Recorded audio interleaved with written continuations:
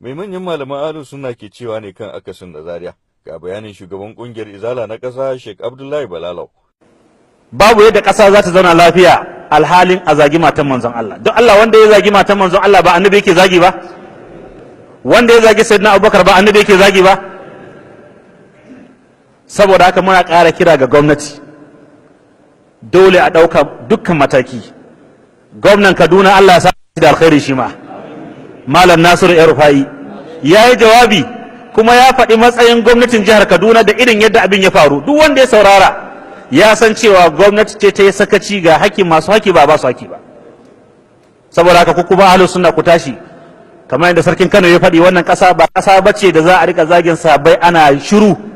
Wallahi tallahi billahi idan aka ci gaba da zagin sahabban manzon Allah da cin mutuncin matan manzon Allah, Allah kaɗai ya san masifan da ƙasar nan za ta ci gaba da fadawa. Kuma in dai shari'ar musulunci ake yi, to duk wanda suke wannan, ina kira ga 'yan ɗariƙan Tijjaniya da 'yan ɗariƙan Kadiriya da sauran 'yan ɗariƙu gaba ɗaya, ku fito ku yi wa'azi ku nuna matsayin sabon manzon Allah shine gaskiya.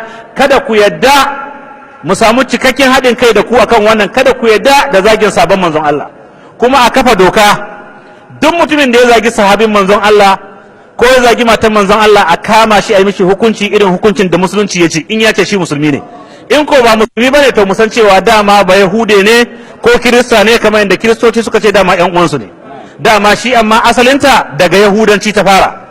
Ina fatan Allah madaukakin sarki ya ba da ikon ɗaukan wannan mataki, a yi musu shari'a irin shari'ar musulunci, hukuncin wanda ya zagi manzon Allah shine hukuncin wanda ya zagi matan manzon Allah, ya zagi ainihin wato sabon manzon Allah. Yan uwa musulmai, muna addu'a wannan ƙasa Allah ya zauna da ita lafiya. Allah ya ƙara sanya wa wannan shugaba namu albarka. Allah ya tsare shi, Allah ya shi mishi albarka.